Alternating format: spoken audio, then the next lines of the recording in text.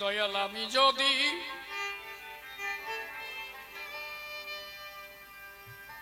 যদি হই তোমার কেউ, যদি তোমার মনে লয় বাবা একবার এসে দেখে যেও আমি ভালো নাই। হায় গো একবার এসে দেখে যাও আমি ভালো নাই। আমি যদি আমি তোমার হই যদি কেউ, অদরদি তোমার মনে লয় একবার এসে দেখে যেও আমি ভালো নাই। গো একবার এসে দেখে যেও আমি ভালো না। আছি বিরহ যন্ত্রণাতে, আছি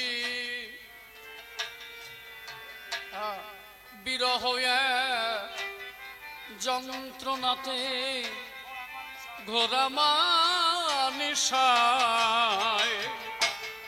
আমি ভালো না। একবার এসে দেখে যেও আমি ভালো না। হায় গো একবার এসে দেখে যেও আমি ভালো না। আমার সঙ্গী হলো ব্যথার মালা, অনেক দুঃখের ডালি,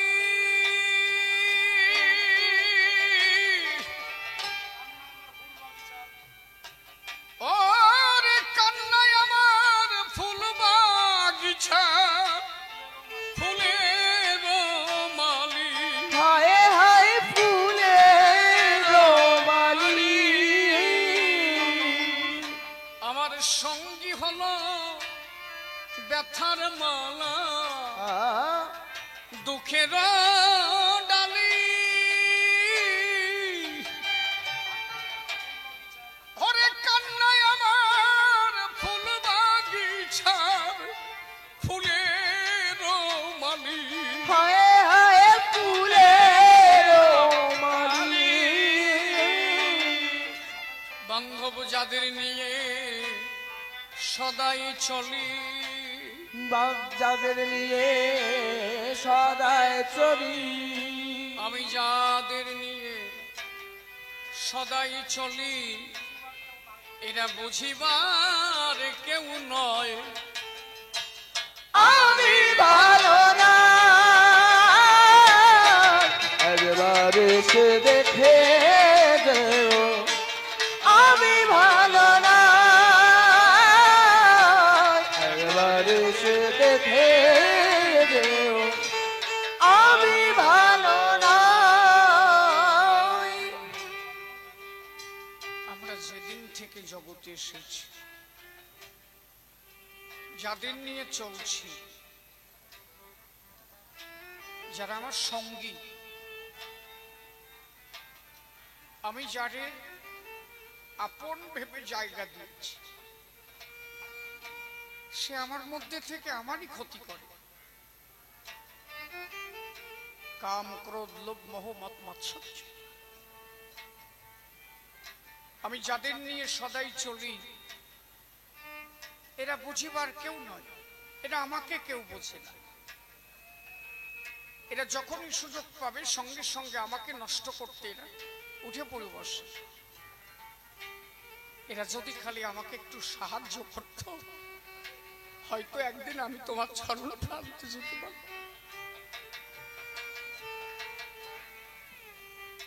তাহলে এই যে ব্যথা, সাধকের ব্যথা, সাধকের ব্যথাটা কোথায়? আমরা যদি শুধু এই ষড়রিপুকে কন্ট্রোল করতে পারতাম, ঠাকুর বলেছে ষড়রিপু থেকে সাবধান থাকিবি। মানুষ হারিয়ে যায় তো এই ষড়রিপুর তাড়নায়। কিন্তু যদি সবসময় কারো মনে থাকে সেই চিন্তা, সেই ভাবনা, তাকে এরা কিছু করতে পারে না। এরাও একটা সময় হরিমুখী হয়, কিন্তু সেই পর্যন্ত যাওয়া মানুষ কয়জন পায়? আমার গোসাই তো লিখেছে, কে বলেন রিপু 6 জন, এরা গুরু সেবার মূল মহাজন। এই জন্য আমার ব্যথার গান, হা হা হা। আমি জন্মবোধি অপরাধী,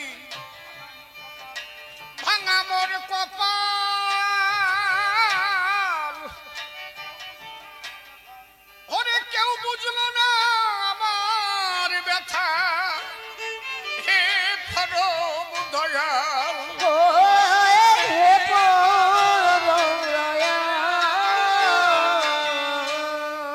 আমি জন্মাবধি অপরাধী, ভাঙা মোর কপাল,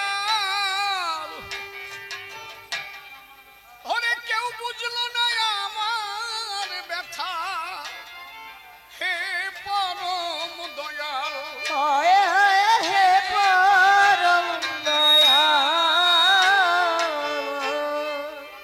আমি আর কত কাঁদিব দয়াল, আর কত কাঁদব দয়াল, আমি আর কত কাঁদব দয়াল, এই অকুল দরিয়ায়।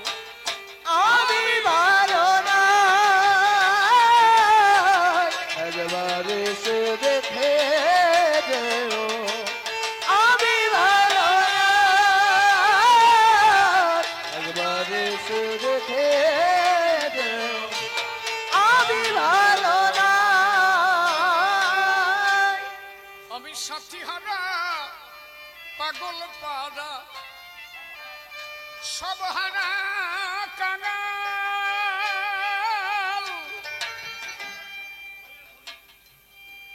আজ পথের পথিক হয়ে ঘুরি, সাজিয়া বেহাল।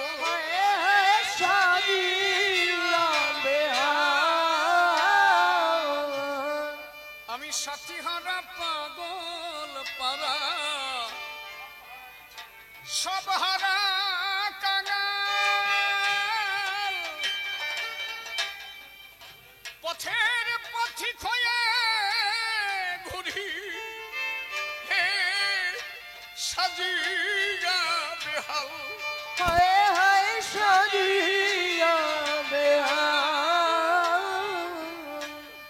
ব্যথা কেউ বোঝে না দয়াল, ব্যথা কেউ বোঝে না দয়াল, এমন বান্ধব নাই।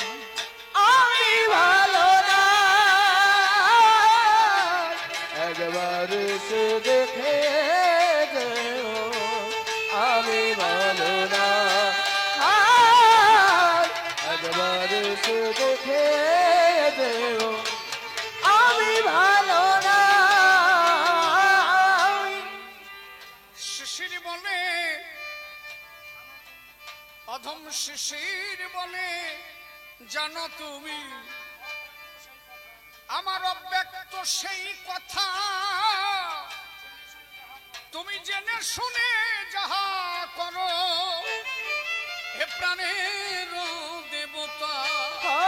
প্রাণের দেবতা, অধম শিশির বলে, জানো তুমি আমার অব্যক্ত সেই কথা,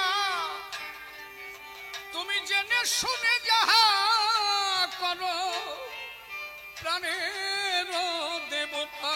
ও প্রাণের দেবতা, আমার তুমি বিনে কোথা, তুমি বিনে আর বান্ধব কোথা, ভবে তুমি বিনিয়া বান্ধব কোথা, ওহে দয়াময় আমি ভালো না একবার এসে দেখে যেও, আমি ভালো না একবার এসে দেখে যেও, আমি ভালো না। আমি ভূমিকাতে সভা মাঝে তারকসাদ গোসাই, বিপক্ষেতে সদানন্দ, শুনেছেন সবাই। সর্বদর্শী তারকামা আজ সেই ভূমিকা দিল আস্তে, দাঁড়াইয়া বলি আমি সভ্য সভাতল। ভাইলিনটা বেশি চড়ুক, তোমরা আসতে যাও। আমি একটা প্রশ্নের সমাধান ছোট্ট করে দিয়েছি, ওই একটা প্রশ্নের যদি জবাব দিই সারা রাত কাটে যায়। কি বলেছি বুঝেছ? ঠাকুর বললেন হাতে কাম করো, মুখে নাম করো। মহাপ্রভু বললেন জীবে দয়া, নামে রুচি, বৈষ্ণব সেবন, ইহা সারা ধর্ম নয়। শোনো সনাতন, ভুলটা কোন কোন জায়গায়? মহাপ্রভু বললেন জীবে দয়া, নামে রুচি, বৈষ্ণব সেবন, ইহা ছাড়া ধর্ম নাই। শোনো সনাতন, তাহলে বৈষ্ণব যারা তারা সেবা পাবে, তুমি শুধু তাদের সেবা দাও। জীবকে দয়া করো, বৈষ্ণব সেবা, এছাড়া ধর্ম নয়। আচ্ছা, যদি খালি বৈষ্ণব কয়, একটা সমষ্টিগত ভাব দ্বারা কি হবে? আমার কথা বোঝা যাচ্ছে কি? মহাপ্রভু বলছে জীবে দয়া, নামে রুচি, বৈষ্ণব সেবন, ইহা ছাড়া ধর্ম নাই। শোনো সনাতন। আর আমার ঠাকুর বললেন জীবে দয়া, নামে রুচি, মানুষ এতে নিষ্ঠা। আমি বৈষ্ণব বুঝি না, মতুয়াও বুঝি না, যে মানুষ হবে সে হিন্দু হোক, খ্রিস্টান হোক, তুমি সমস্ত মানুষকে সেবা দাও, সমস্ত মানুষকে ভালোবাসো। হরি বল।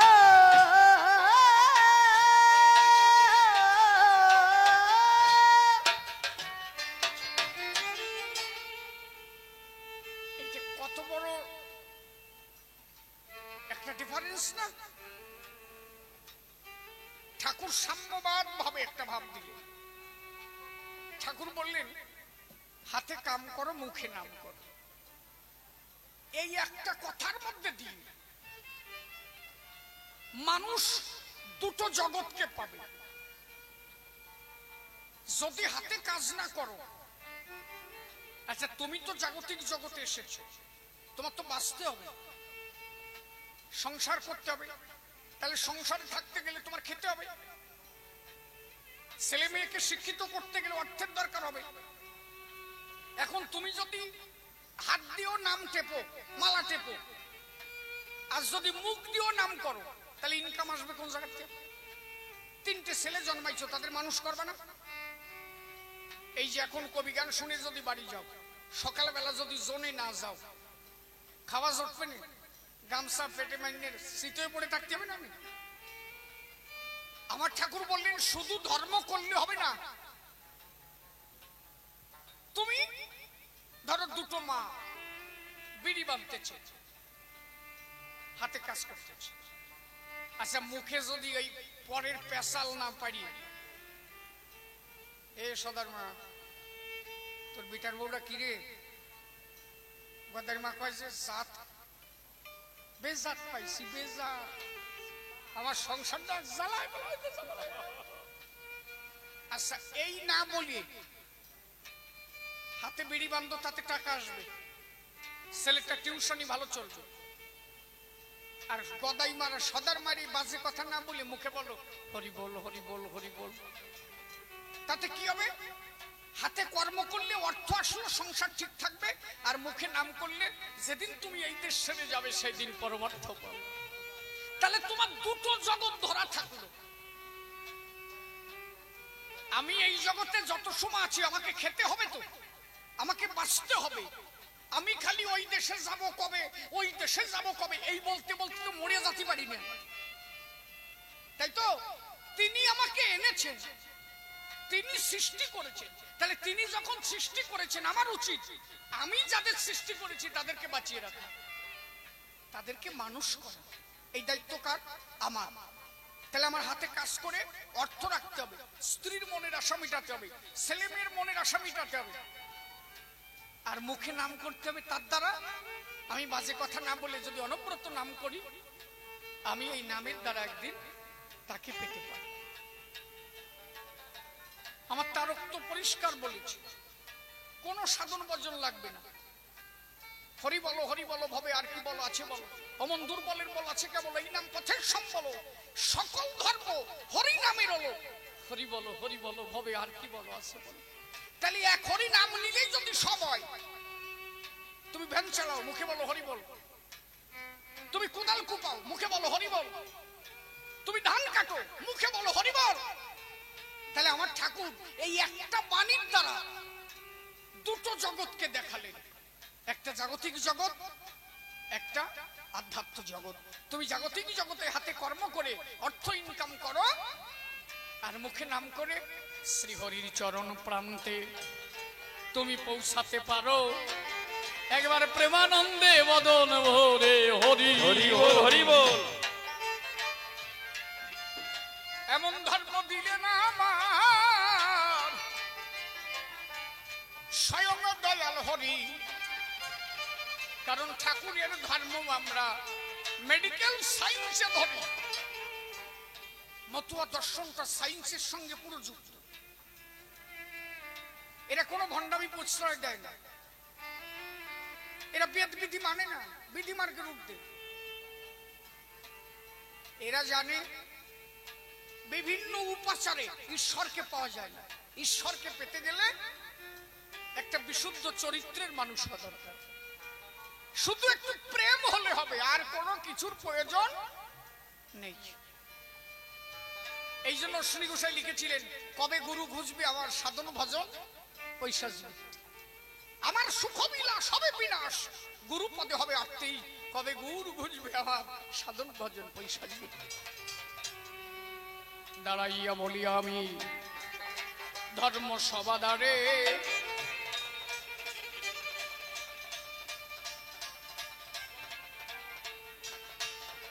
কি করেছে শ্রী গুরু চাঁদ বোঝাবো সবারে। বলে গুরুচাঁদ ঠাকুর কি করেছে, কেন তাকে পতিত পাবন বলা হয়?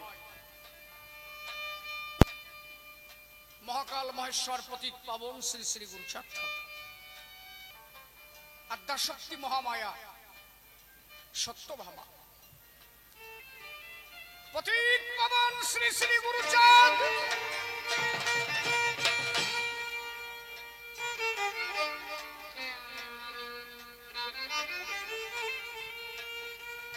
জগতের বান্ধব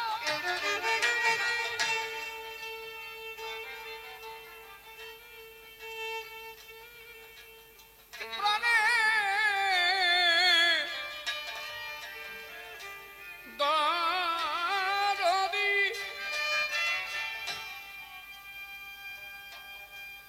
ভবাদি বান্ধব শ্রী গুরুচাঁদ।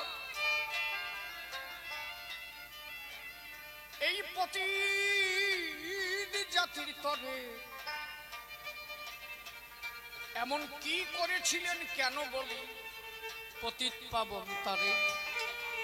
আস্তে আস্তে এইটুক জায়গা বারবার বলি, বোঝো না কেন তাকে পতিত পাবন বলা হয়? পাগল বিজয় সরকার একটা গানের মধ্যে বললেন, পতিতকে যে নাহি তরে কেন পতিত পাবন বলবো? তার বাধা সবার প্রাণের তারে, শ্রীহরি পতিত পাবন, শ্রীধাম ওরাকান্দি নবযুগের আনন্দ ভবন। কেউ যদি পতিতকে না তরে তাকে তো পতিত পাবন বলা যায় না। তিনি পতিত তরেছিলেন, তাই তাকে আমরা পতিত পাবন বলব। অশ্বিনী গোসাই লিখলেন, কোন যুগে নমশূদ্রের না পাই নিদর্শন, এমন কোন শাস্ত্রে নমশূদ্রের কোন নিদর্শন ছিল না। এরা কোন স্থান পেয়েছে না, কোন মন্দিরে পুজো দিতে পেরেছে না, কোন স্কুলে জায়গা পেয়েছে। 4 যুগ ধরে এদের শুধু কাজ ছিল কি, এদের কাজ ছিল ব্রাহ্মণ ক্ষত্রিয় বৈশ্য এই 3 বর্ণে মানুষের চরণে দাসত্ব করা, এদের দাস সেজে থাকা। এরা কোনো একটা ভালো জায়গা শুতে পারবে না, ঘুমাতে পারবে না। এই যে আমি যে ড্রেসটা পরে আছি, কোন শাস্ত্রে লেখা নেই যে নমশূদ্র, ওদের যে শাস্ত্রগুলো ব্রাহ্মণ্যবাদের যে শাস্ত্র, সেখানে কি লেখা আছে জানো? সেখানে লেখা আছে শীতুল কাষ্ট, এই নমশূদ্র যারা, এদের চন্ডাল বলা হতো। এদের ড্রেস হচ্ছে ওই যে মরা যখন নিয়ে যায়, যে কাপড়টা ঢেকে নিয়ে যায়, ওই কাপড়ের অর্ধেক কেটে ওই অর্ধেকটা পরে থাকা। এরা কোনো ভালো ড্রেস পরতে পারবে না, এরা কোনো শিক্ষা গ্রহণ করতে পারবে না। এমনকি এরা যদি ওম শব্দ উচ্চারণ করে, এদের জিহ্বা কেটে নেওয়া হবে। এই যে ওম শব্দ উচ্চারণ করে না, এখন তো এগুলো বাধা বিপত্তি নেই, শেষ। কারণ ঠাকুর আমাকে শিক্ষিত করেছে, আমরা বুঝতে পেরেছি এই ওম শব্দ উচ্চারণ করলে এদের জিহ্বা কেটে নেওয়া হতো, বেদ উচ্চারণ করলে এদের জিহ্বা কেটে নেওয়া হতো। এরা বেদ যদি শুনতে যেত, কানে সীসার তেল ঢেলে দেওয়া হতো। তাহলে 4 যুগ ধরে যাদের উপরে নির্মম অত্যাচার হয়েছিল,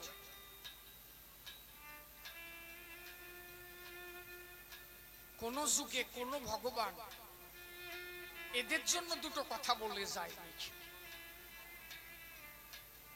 তাহলে তাদের পতিত পাবন কি করে বলবা? এই পতিত জমি কেউ আবাদ করতে আসেনি, একমাত্র আমার ঠাকুর বলেছিলেন আমি পতিত আবাদ করতে এসেছি। অতি নিম্নে না নামিলে কিসে অবতার? শ্রেষ্ঠ তো সেই জন যে যত নিচে নেমেছে। আমার ঠাকুর নিচে নেমে যারা এক মুষ্টি অন্ন স্বাচ্ছন্দ্যভাবে গ্রহণ করতে পারেনি,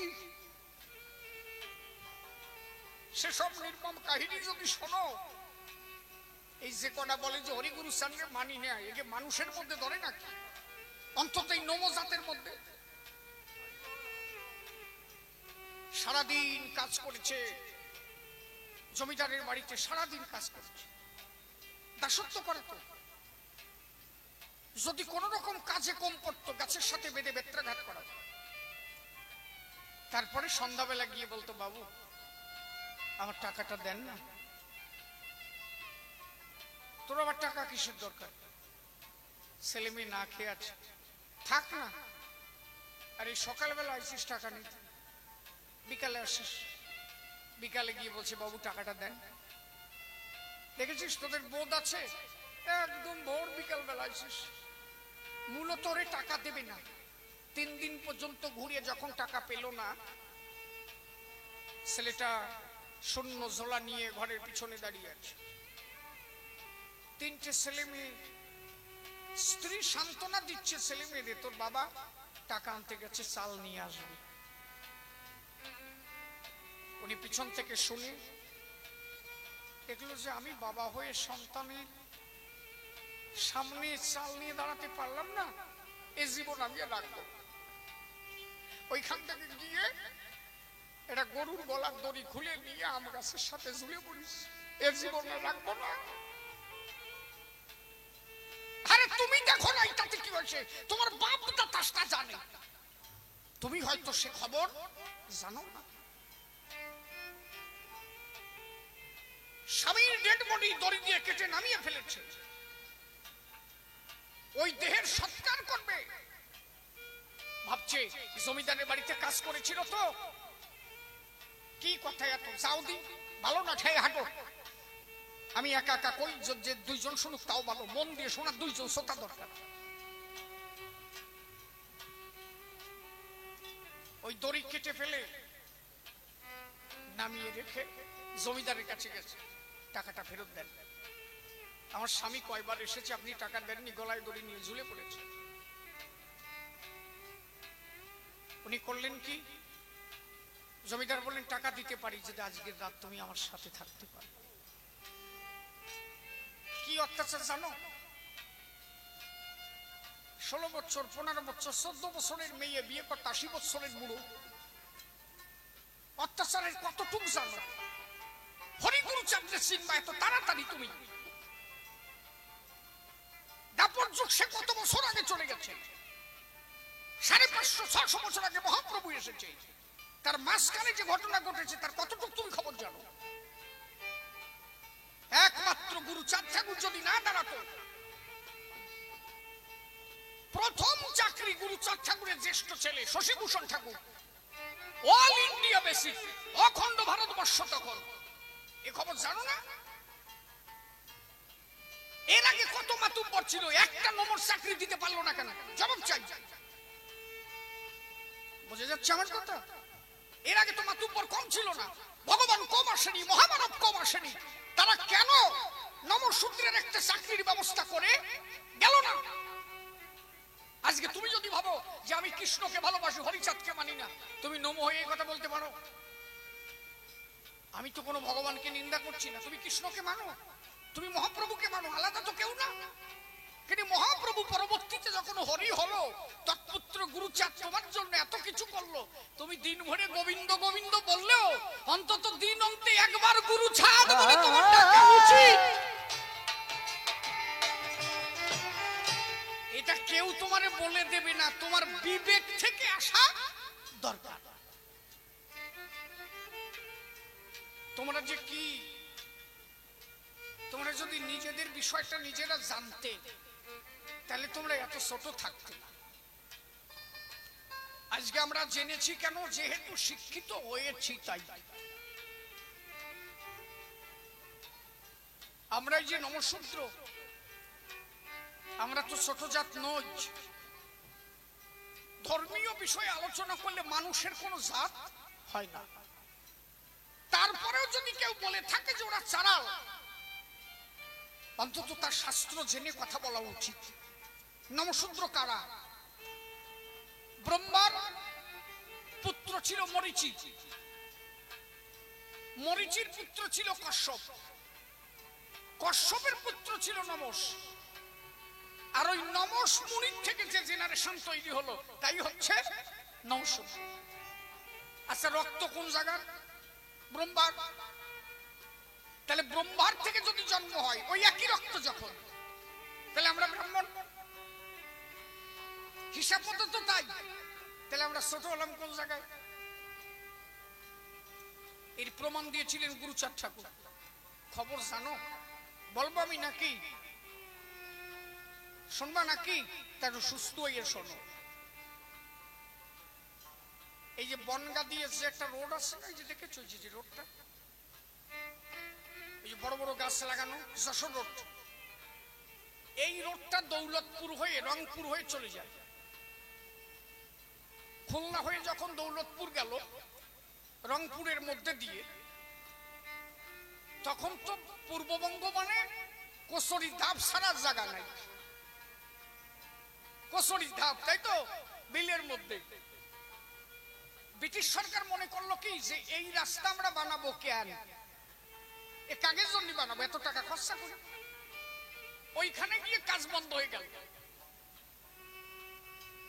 আমার এই নমশূদ্র সমাজের একজন ব্যক্তি, তখন তো নমশূদ্র বলা হতো না, তখন বলা হতো সারাল, হয় সারাল নয় চন্ডাল, এই দুটো টাইটেল ছিল। এই নমশূদ্র টাইটেল লেখা হলো 1911 সাল প্রথম সেন্সাস রিপোর্ট থেকে। গুরুচাঁদ ঠাকুর সিএস মিট সাহেব, যার পূর্ণাঙ্গ নাম ছিল শিশিল সীসা মিট সাহেব, ওনাকে দিয়ে রিপোর্ট করিয়ে সেন্সাস রিপোর্ট থেকে চন্ডাল গালি কেটে দিয়ে সেন্সাস রিপোর্ট তুলে সিএস মিটকে দিয়ে চন্ডাল গালি তুলে 1911 সালের লোক গণনায় ওখানে নমশূদ্র লিখে দেওয়া হয়েছিল। এর আগে এদের বলা হতো চন্ডাল কি চাড়াও। খুলনায় তখন ছিলেন জীবন জোয়ারদার, আমার সমাজের খুব প্রতিপত্তিশালী। উনি ভাবলেন কি, এই রাস্তাটা যদি আমি করে দিই, উনি টাকা পয়সা দিয়ে রোডটা উনি করে দিলেন। ব্রিটিশ সরকার দেখলেন এত বড় ভালো মানুষও আছে, তাহলে এই রোডটা যে করে দিয়েছে, আমার মনে আছে ভাবো, এই খুলনা জেলা উন্নয়নে সেই বোর্ডে এরে রাখিব। উন্নয়ন ডিপার্টমেন্টে 10 জন কমিটির ব্যক্তিবর্গ রবে, তাহার মধ্যে জীবন জোয়ারদারকে অবশ্যই রাখতে হবে। ব্রিটিশ সরকার খবর দিল গো, জীবন জোয়ারদারের ঠাই, বলে তোমার মতো ভালো মানুষ আমরা কমিটিতে চাই। সঙ্গে সঙ্গে জীবন জোয়ারদার আসছে, সেখানে চলে গেল। ব্রিটিশ সরকারে ডাক দিয়ে তখন তাহারে কহিল, শোনো জোয়ারদার, কি আমরা খুলনা জেলা উন্নয়নের একটা কমিটি গঠন করছি, 10 জনের কমিটি হবে। তোমার মতো হনেস্ট ম্যান, একজন বেস্ট হনেস্ট ম্যান, আমরা চাই তোমাকে এই কমিটিতে একজন সদস্য করতে। বলেন ভালো, আমরা তো কোথাও জায়গা পাই না, যদি আপনারা রাখেন আমি থাকব। 9 জন হায়ার কাস্ট, 1 জন শিডিউল কাস্ট, সেইটার মধ্যে জীবন জোয়ারদার। যখন খুলনা উন্নয়ন ডিপার্টমেন্টের ওই কমিটির নাম বের হলো, ওই যে 9 জন হায়ার কাস্ট, ওরা দেখলো যে জীবন তো আমাকে সারাল, এই বোর্ডে ও কেন? ওরা খেপে গেল ব্রিটিশ সরকারের বিরুদ্ধে। তুমি 100 চাও না 1 জন চাও? ব্রিটিশ সরকার বলেন কেন? বলো সারাল যদি টেবিলে বসে আমরা বসবো তাই ভাবছো নাকি? দেখছো কতটুক খবর জানো? মোরল যে হরিগুরু সঙ্গে মানো না? বলো সারাল যদি টেবিলে বসে আর আমরা 9 জন হায়ার কাস্ট ওখানে বসবো, তুমি তাই ভাবছো নাকি? 9 জন চাও না 1 জন চাও? ব্রিটিশ সরকার বললেন ওর সমস্যা কি? উনি একজন ভালো মানুষ, বেস্ট হনেস্ট ম্যান, এত বড় রাস্তাটা উনি করে দিয়েছে, ওনাকে রাখা যাবে না কেন? বললেন ওরা কোনো জাত নেই, ওদের চন্ডাল বলা হয়, ওরা সমাজের কোনো কিছু মানে না, ওরা শ্মশানে থাকে, এরা এ মেরে ও মেরে খায়, মানে যত জঘন্য কথা সব লেখা। ব্রিটিশ সরকার বললেন ওরা কি সম্প্রদায়? বলে ওরা চন্ডাল সম্প্রদায়, ওদের কোনো ইতিহাস নেই। ব্রিটিশ সরকার থেকে একটা নোটিশ করা হলো জীবন জোয়ারদারকে, তুমি কোন সম্প্রদায় ভুক্ত, তোমার জন্মের ইতিহাস কি, তোমার জাতির ইতিহাস কি, যদি তুমি বলতে পারো তবেই তোমাকে এই উন্নয়ন ডিপার্টমেন্টে রাখা হবে, তাছাড়া রাখা হবে না। আমি তোমার একার জন্য 9 জনকে ফেলে দিতে পারি না। এই এই ছোট্ট ছোট্ট খবর যদি আমার এই নমকটা জানতো, এই হরিগুরুর সঙ্গে বলতে পারে জীবনে? জীবন জোয়ারদার দেখলেন যে খুব সমস্যা হয়ে গেল, আমি কিভাবে ওই স্থানে যাব? মনে ভাবলাম তাই একটু নমশূদ্রের বুঝি একখানা শেয়ার হয়েছিল ভাই, আমি একটা জায়গায় গেলে হয়তো আর একজনকে আনতে পারি, কিন্তু আমি জায়গা পেলাম না, এখন আমি কি করি? জাতির ইতিহাস জানতে হবে। আমি কার কাছে যাই? সবাই বলে ত্রিকালদর্শী শ্রী গুরু সাদ হয়। দেখো কোন জায়গার খবর কনে যায়। সঙ্গে সঙ্গে জীবন জোয়ারদার বাবা গুরু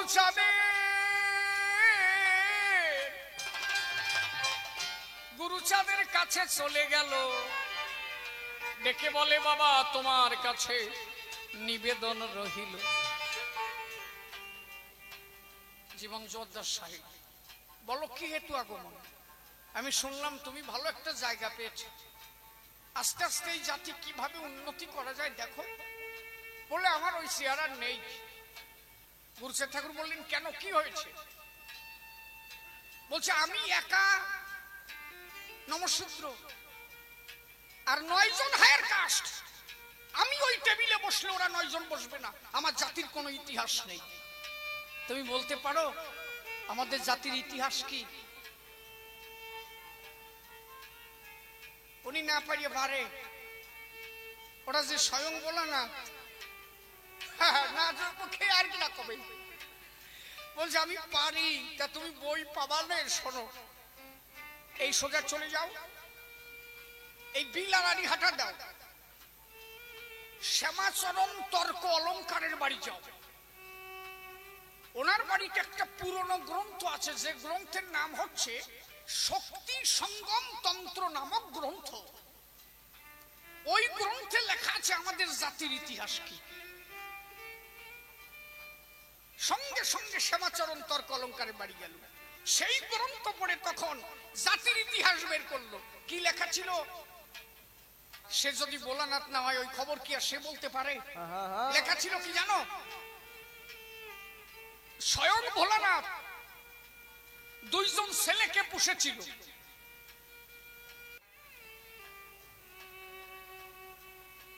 ওরা এই নমসমুনির 2টো ছেলে হয়। একজনের নাম উরুবান আর একজনের নাম কীর্তিবান। এই উরুবান আর কীর্তিবান একমাত্র ভোলানাথ বলেছিল, শোনো, ব্রহ্মার পুত্র মরীচি, মরীচির পুত্র কশ্যপ, কশ্যপের পুত্র নমস। এই নমসের 2টো ছেলে হর আর পার্বতী 2 জন কথোপকথনে এই ঘটনা বলেছিল। নমস মুনির 2টো ছেলে হয়েছিল, একজনের নাম উরুবান আর একজনের নাম কীর্তিবান। এই উরুবান আর কীর্তিবান সাধনায় যায়। সাধনায় সিদ্ধি লাভ করার আগে এই নমস মুনি সাধনায় চলে যায় উরুবান আর কীর্তিবানকে রেখে। উরুবান কীর্তিবানের 14 বছর বয়স যখন পার হয়ে যায়, মানে 14 বছরের আগে উপনয়ন করাতে হয়। ওই যে ব্রাহ্মণদের যে পৈতে দেয়, 14 বছর পার হয়ে গেল বলে ওরা আর উপনয়ন করাতে পারলো না। নমসমুনি বাড়ি এসে দেখলো যে উরুবান আর কীর্তিবানের উপনয়ন হয় নাই। তাহলে ভাবলো যে ওরা তো আর ব্রাহ্মণ থাকতে পারলো না। পুনরায় আবার নমসমুনি সাধনায় গেল যে আমার ছেলেদের কি হবে। পুনরায় সাধনা করে শ্রীহরির দর্শন করলো। প্রভু, আমার ছেলেরা তো উপনয়ন পেল না, তাহলে ওরা কি হবে? তখন শ্রীহরি বললেন নমসের ধারে, নমস, পৈতে নিলেই যে ব্রাহ্মণ হয় তোমার কে বলেছে? বাবা বাবা, এইখানে মূল ঘটনা। বলে, নমস, পৈতে নিলে ব্রাহ্মণ হয় তোমার কি বলেছে? কে বলেছে? আমি শ্রীহরি কথা দিচ্ছি, আজকের থেকে তোমার সন্তানদের তোমার নামে জাতি করে দাও। নমঃশূদ্র। কথা বোঝা যাচ্ছে কি? বলে, আজকের থেকে তোমার ছেলেদের আমার নামে জাতি করে, তোমার নামে জাতি করে দাও। ওরা আজকের থেকে নমঃশূদ্র। যদি কোনদিন এই পৈতে না নেওয়াতে ওরা যদি না মানে, যদি কোনদিন প্রয়োজন পড়ে, আমি শ্রীহরি কথা দিলাম, একদিন আমি স্বয়ং তোমার জাতির ঘরে অবতীর্ণ হব। সেদিন আমি গিয়ে এই জাতি উদ্ধার করে দেব। মূলত তোমরা ব্রাহ্মণ, এটা মনে মেনে নিও। তাই কারণ ব্রহ্মার থেকে তোমরা এসেছো, মিথ্যা কথা নয়। পইতে পাইনি বলে তোমার ছেলেরা ব্রাহ্মণ হবে না। কে বলেছে তোমারে? ব্রাহ্মণ হতে গেলে 9টা গুণের প্রয়োজন দেখো পরে। সমদমত প্রশংস খান্তি রাজ্যবমিমচ জ্ঞান বিজ্ঞানের মস্তিকম্ম ব্রহ্মকর্ম সমবয়ম। 9টা গুণের হলে অধিকারী, তারে ব্রাহ্মণ বলে কয়। তাহলে পৈতের দ্বারা ব্রাহ্মণ এটা কোনোদিনও নয়। তাহলে সেই দিন থেকে মূল ইতিহাস জীবন জোয়ারদার জেনে প্রথম জায়গা পেয়েছিল ওই কমিটির সন্নিধানে। সেদিন গুরুচাঁদ না থাকিলে বলো এদের কি বা উপায় হতো? একবার গুরুচাঁদে প্রেমানন্দে হরি হরি বলো যে মন মত।